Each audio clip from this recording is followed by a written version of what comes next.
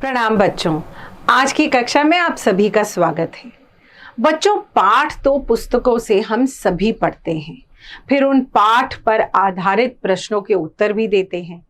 परंतु इतने वर्षों में जब जब हमने परीक्षा पत्र पढ़े हैं तो उनमें एक ऐसी चीज आई है जो हमने पहले नहीं पढ़ी हुई थी।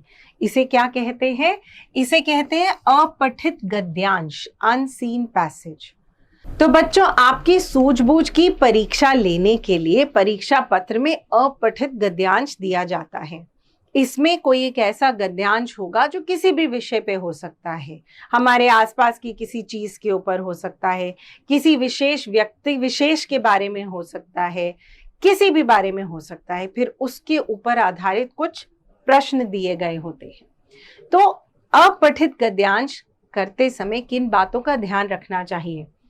पहले तो उसे 2-3 बार अवश्य पढ़ लें, और इसमें भी जब पहली बार गद्यांश पढ़ें उसके बाद प्रश्नों को पढ़ें। फिर पुनः दूसरी बार जब गद्यांश पढ़ रहे हैं तो ध्यान से उन प्रश्नों का उत्तर खोजने की प्रयास कीजिए, क्योंकि उन प्रश्नों का उत्तर आपके गद्यांश में ही मिलेगा। गद्यांश का मूल भाव स्पष्ट होना चाहिए कि गद्यांश किस बारे में बात कर रहा है। प्रश्नों का उत्तर सरल एवं संक्षिप्त होना चाहिए। गद्यांश का विषय रोचक एवं प्रासंगिक होना चाहिए यदि आपसे विषय देने को कहा गया है। गद्यांश से संबंधित प्रश्न अत्यंत संक्षिप्त और गद्यांश पर ही आधारित होने चाहिए। मुख्यतः इन प्रश्नों के जो उत्तर हैं वो इसी गद्यांश के अंदर से आपको मिल जाते हैं। आइए उदाहरण रूपी एक गद्यांश और उस पर आधारित प्रश्नोत्तर पढ़ लेते हैं। पानी के बिना हम जीवित नहीं रह सकते हैं, अतः यह पानी हमारे जीवन में महत्वपूर्ण स्थान रखता है। हम पानी का उपयोग नहाने, धोने, खाना पकाने, सफाई करने, सिंचाई करने आदि कार्यों में करते हैं। पानी के बिना जीवन संभव नहीं है। हम पानी को विभिन्न स्रोतों से प्राप्त करते हैं। पानी का मुख्य स्रोत वर्षा है। वर्षा का कुछ पानी नदियों एवं तालाबों में जाता है और कुछ जमीन में चला जाता है। शीत ऋतु में पहाड़ों पर बर्फ पड़ती है।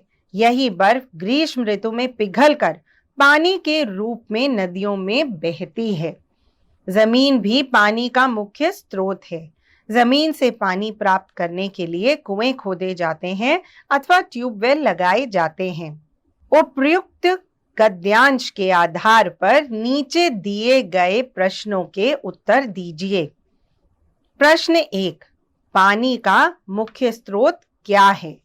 प्रश्न 2, पानी का उपयोग हम किन किन कार्यों के लिए करते हैं? प्रश्न 3, पानी की आवश्यकता किस किस को होती है? प्रश्न 4, किस ऋतु में पहाड़ों पर बर्फ पड़ती है? उत्तर 1, पानी का मुख्य स्रोत वर्षा है। उत्तर 2, पानी का उपयोग हम पीने, नहाने, धोने, खाना पकाने, सफाई करने तथा सिंचाई आदि के लिए करते हैं। उत्तर 3, पानी की आवश्यकता मनुष्यों, जीव जंतुओं, पेड़ पौधों सभी को होती है। उत्तर 4, शीत ऋतु में पहाड़ों पर बर्फ जमी रहती है। तो बच्चों, यहाँ आपने देखा कि किस प्रकार कितनी सरलता से हमें सारे प्रश्नों का उत्तर इसी गद्यांश में मिल गया है।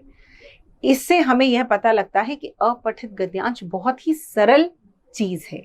तो चलिए अभ्यास रूपी प्रश्नों को कर डालिए। धन्यवाद।